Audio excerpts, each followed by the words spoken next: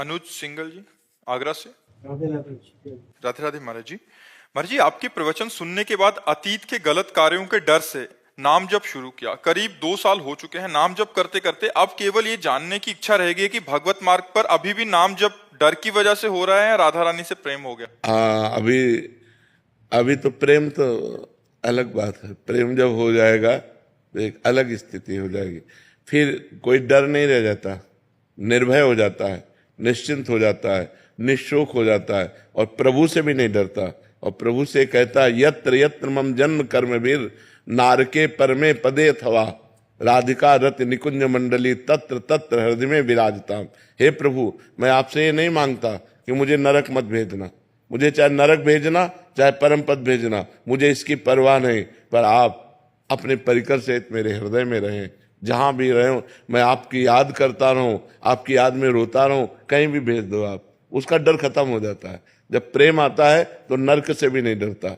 बस एक बात मांगता है कि मैं कभी आपको भूलूं नहीं। बिसरी हो ना बिसारी हो, यही दान मुहि देव, श्री हरिवंश के लाडिले मुहि अपनी कर ले। हे लाडिले ठाकुर राधा वल्लभ लाल, मुझे अपना बना लो, मैं आपको भूलूं नहीं और आप भी हमें ना भूलें। और जहां मना हो वहां भेज दो, मुझे कोई डर नहीं है। तो अभी प्रेम तो हम नहीं कह सकते, क्योंकि जिस समय प्रेम प्रकट होगा तो कुटुंब देह ते जाए छूट सब ही विधि ना। तो न शरीर की परवाह, न परिवार की परवाह, न नरक स्वर्ग की कोई परवाह। नरक स्वर्ग अपवर्ग आस नहीं त्रास है, जा राखो ता रहो मान सुख रास है। न स्वर्ग की अपवर्ग मोक्ष की चाह नहीं है और नरक से कोई भय नहीं है। निरंतर भगवान का भजन तो अभी चलता रहे। अगर ये निरंतर चलाते रहोगे तो प्रेम आ जाएगा, फिर आसक्ति हो जाएगी, फिर भजन के बिना जिया नहीं जाएगा।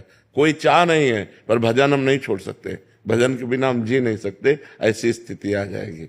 बहुत मंगलमय है, भगवान की बड़ी कृपा है कि आप भगवान के नाम में लग गए। देख लेना, बहुत आनंद हो जाएगा। लोक और परलोक सब सुखी हो जाओगे, इस लोक में भी सुख और परलोक में भी सुख। जी। टीना कटारिया जी, जयपुर से। राधे राधे। राधे राधे महाराज जी। महाराज जी, क्या मेरे नाम जब से घर के बाकी लोगों को भी लाभ होता है? पूरा पूरा होता है।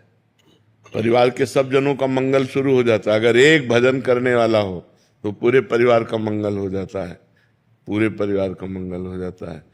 यहाँ तक कि 21 पीढ़ियां तर जाती हैं, शास्त्रों में वर्णन आया है। तो इससे ज्यादा क्या मंगल हो सकता है? अभी वर्तमान परिवार की तो बात जाने दो, पीछे की हमारी 14 आगे की 7, ये 21 पीढ़ियां तर जाती है। हाँ, तो फिर वर्तमान में हमारे परिवार का मंगल हो। वैसे भी समझ लो, एक आदमी क्राइम करता है, पूरा परिवार झकझोर जाता है, पूरे परिवार का अपमान होता है कि नहीं होता है? कहाँ गया बताओ वो आदमी, कहाँ गया? तुम उसके चाचा लगते हो, तुम्हें तो पता होगा ना, तुम उसके जीजा लगते हो, तुम उसके मतलब हर संबंधी हर जगह वहां पुलिस जाएगी और वहां जा करके जांच करेगी, परेशानी पैदा करेगी। एक आदमी ने क्राइम किया, पूरा परिवार दुखी होता है, पूरा मोहल्ला दुखी होता है, पूरे रिश्ते नातेदार दुखी होते हैं। ऐसे ही अगर हम सही चलते हैं तो हमारे गांव वाले भी सुखी होते हैं। तो अगर हम एक धर्म से चलें तो हमारा गांव सुखी, हमारा मोहल्ला सुखी, हमारा परिवार सुखी, उसके ऊपर प्रभाव पड़ता है। और एक आदमी अगर गलत चले तो पूरा गांव दुखी हो जाता है, पूरा मोहल्ला दुखी हो जाता है, पूरा परिवार दुखी हो जाता है, रिश्ते नातेदार दुखी हो जाते हैं। ऐसे हमारे भजन का प्रभाव पूरे परिवार पर पड़ता है।